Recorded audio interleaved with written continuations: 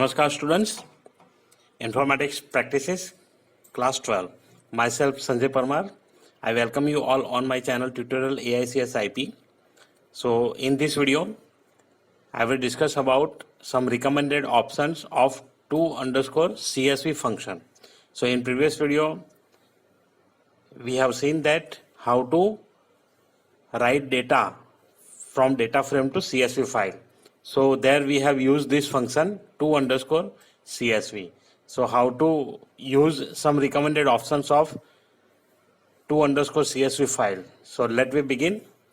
So the first parameter is path_buff. So this is specially used for file or string buffer, means it requires only address from where you are taking your CSV file. So that address we have to write in argument. So if path is not provided as a parameter, it will save data in CSV format.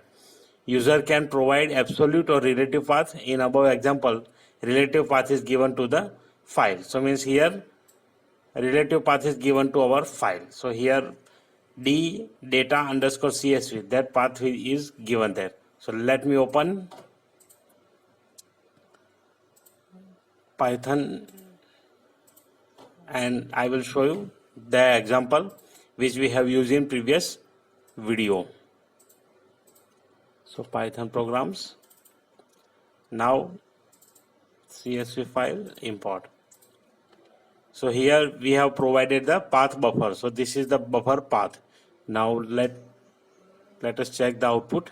Okay, so output is okay and our data frame is converted and it is displaying the value. Let me check that CSV file is created or not. It is stored in D drive, and here it is. File name is my data. So my data is available here, this one. So now you can see it is displaying the values and all columns and rows also. So now let me go ahead. Okay, so this is the first argument. Second one is sep. Sep means separator. If you want to change the separator in output, you can change the separator. By default separator is comma only. Here every value is separated by comma. When we are printing the output, it is printing comma. Now suppose I want to change this. In place of this comma, I want to use something else. I want to use that dash. So how to do that? Simply we have to use this syntax. df dot to_CSV, then provide your path, then separator equal to this. Here I have used pipe. You can write any character here. So here let me write sep equal to dash. I want to put dash there. Now let us run the program. See here in place of comma, now dash is available everywhere. So this way you can use the separator in output. The next parameter is NA_REP. So basically it replaces the values of NaN. If your data frame is having NaN values, then it will replace with NaN. So whatever alphabets or whatever text you will write, that will be replaced by that. So here example I have given df.to_CSV d data.csv NA_REP equal to N/A. So I have written this. Now I am going to implement this practically. Now see here, if I will write directly NA_REP and it should be not available, that means NA. I want to write in this manner N.A. Okay, but for that we need some data where NaN should be there. So how we can add NaN here? Here I have taken a single dictionary and in dictionary I have specified the list. So this all value must be required. If I will remove something, suppose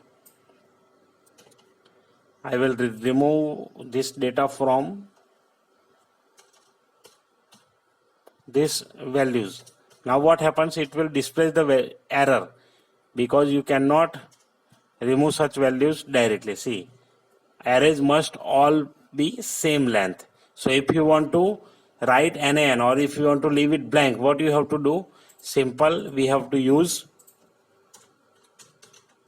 NP array. So first numpy as NP. So I have added here import numpy as n. Now second value I want as NaN. So n dot NaN. So this is the way.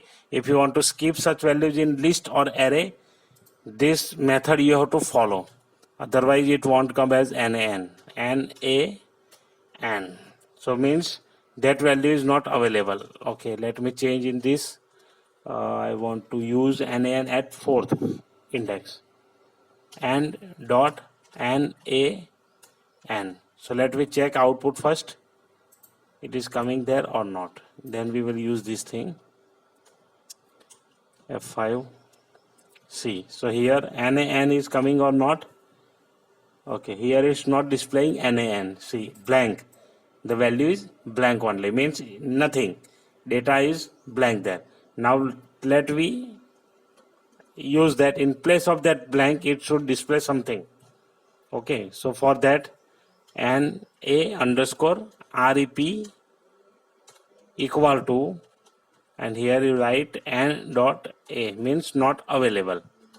Now you can see here that N dot A in this output Mohit, then 2 dash automatically printed here because that value is not available with this row. So in this row second value is NA. So here it's just printing blank space and putting 1 dash there because we have used separator, dash as a separator. So that's why it is blank there. So now in place of that I have used this value. So if you want to represent some values in place of NaN, you can use this parameter. Now let me move ahead. Next is float format. Basically float format is used to print your data in proper decimal values with proper decimal places. So if you want to use in such manner, you can use this float format parameter. So the syntax is very common. Float format equal to format. And here I have provided the format. Whenever you want to use such decimal places, this is the format. Percentage .2f. That means percentage. That will be any number. Point. After point, how many decimal places you want, that you have to specify here. Here I am going to print only 2 decimal values after point. So I have used 2 and f for float only. So .2f. That will be the format. Now let me implement in this. So here we have this value. Now in this value I am changing and just adding this thing, decimal places after each and every value. Okay, last one I have left as it is. Now first let me check the output. Okay, so here all values are printed in this manner because I have added this decimal places here. Now I want to display only 2 places after decimal point. So float underscore format. Float underscore format equal to into single quote percentage .2f. Now I'm just checking the output. See here. So here it is converted into 2 decimal places everywhere. Here also. Okay. In this output it is showing just 1 0 after point. Here it is showing 2 points now. So like this you can use float format. The next is header. Header means if you want to skip the header, then you can use this parameter. Simply you have to write header equal to true or false because it is Boolean value. So that Boolean value either true or either false. So basically when we are printing this data frame, it is showing the column header. Now if you want to ignore this column header, you can use this thing. Now let me add in this function only header. Header equal to false. Now false is Boolean value. It does not require anything like single quote or double quote or anything. You can write directly, true or false. Okay, so here you can see the column header disappeared. Column header is not printed over here. Okay, now let's move ahead. Next is columns. If you want to print only few columns from your data frame, then you can use this method. So it is very simple. Columns equal to col1, col2. Number of columns you have to provide there. Those columns will be printed in your output. So let me check here. I want only 3 columns out of them. So columns keyword you have to use, and I want to print only this column, name, and this one, name and salary. Age I don't want to print. So what I will do here, columns equal to, now here you have to provide in list format. See, otherwise it is an error. So that list format I will provide, and column names. So columns equal to column 1. Column 1 is name, and ensure that you are writing the correct spelling with capital or small letter. So let me check the column name are okay or not. Name, salary, yes, it is okay. So now just I am printing. Okay, that this parameter we have to remove actually. Header false. Now see the output. Okay, so only name and salary is displayed. Rest all columns will be disappear or will be hidden from your output.